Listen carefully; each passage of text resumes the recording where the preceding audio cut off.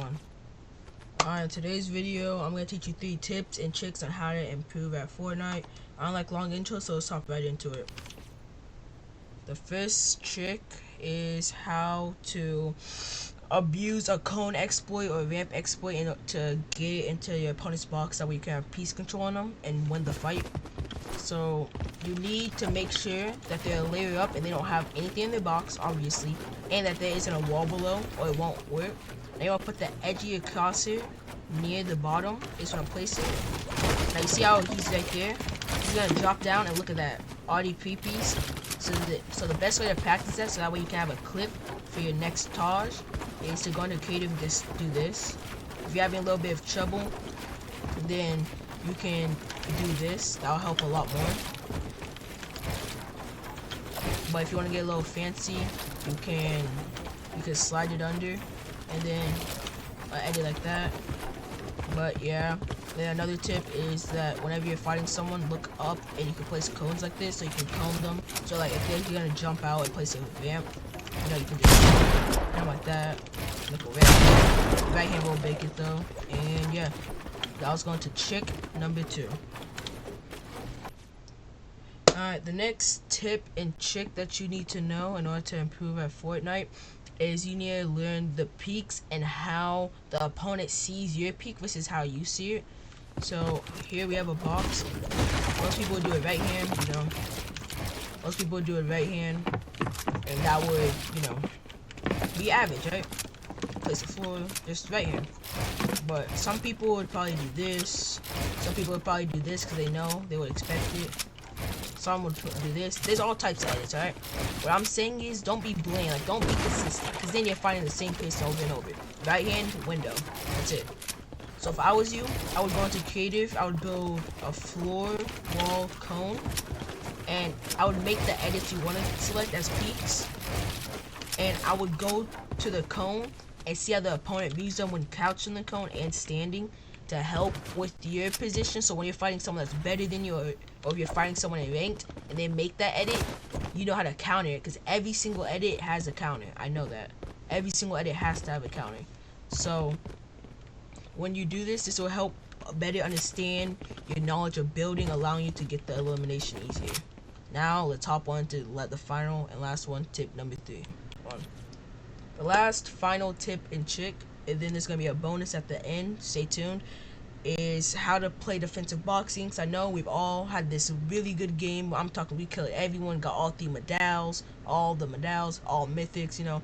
And then we fight this one kid, and then we die to him because we're getting lobbied, and this kid just hits the hardest pump shot of his life, and now we're dead. So I'm gonna teach you how to counter that. That way you can win more games. So I'm walking a night shift, bird, you know, just auto walking. I'm probably alt tabbed and I get beamed, right? Look at that. I'm too white. Now instead of making one box and just instant healing, I'm gonna actually make more than one box. I'm gonna make a bunch of space. That way I can pop heals and I'll have to keep building. So now I'm popping heals. Make sure there are cones on your boxes though. See how he's walking up with his pickaxe out? That's how you can easily win. But say that he was max health. Say that guy was max health. What I would have done was, since he's walking with his pickaxe out and he double swinged on this wall, you can get pre-fires on him so easily. If someone ever double swings, like if they're just doing this to your wall, they're just doing nothing but this, then instead of just wasting your mats, then just, when they break it, just pre-fire them. Now either you're gonna hit them hard or you're gonna hit them weak, and then they're gonna continue doing it. Then they're probably gonna place a ramp. And when they do, they're gonna have their pickaxe out, so they're gonna shoot them and edit your cone or edit your ramp backwards. That way their shot hits that, and then they're gonna probably spin you and kill them like that. But when you do pre-fire them and you hit them hard, there's gonna be 2 players. There's gonna be one that's boxed up like this, and they're gonna heal, and then you can pop your heals. I suggest if you're white health, pop medkit first, because that'll help. Because that takes the longest, and that'll give you the most health. But if you're shield, then pop your big pot first, you know. No, not big pot, pop all your shield. If you're blob, like if you have your blob or your spray, I meant, then use wood to rotate, don't use your hard mats. And then catch him and bring him back to your base.